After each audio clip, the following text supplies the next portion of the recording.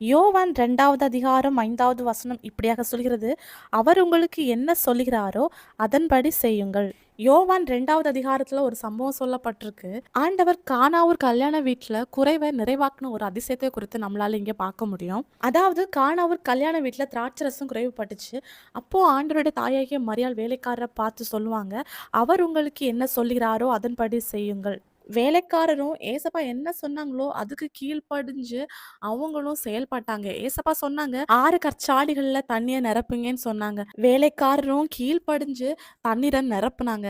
6 கற்சாடிகள்ல தண்ணீர நிரப்பும்போது, ஏன் நிரப்பணும்? எதுக்கு நிரப்பணும்? இது எப்படி ஆகும்ன்னு சொல்லிட்டு அவங்க கொஸ்டின் பண்ணல. வேலைக்காரர்கள் ஆண்டவருக்கு கீழ்ப்படிஞ்சது நிமித்தம் ஏசப்பா அங்க ஒரு குறைவ நிறைவா மாற்றினாங்க. எப்படி வேலைக்காரர்கள் ஏசப்பாக்கு கீழ்ப்படிஞ்சாங்களோ, அதே மாதிரி நம்மளும் ஏசப்பாக்கு கீழ்ப்படியும்போது, நம்மளும் ஆசீர்வாதங்களை பெற்றுக்கொள்ள முடியும். நம்ம வாழ்க்கையிலயும் சில குறைவுபட்ட பகுதிகள் இருக்கலாம்.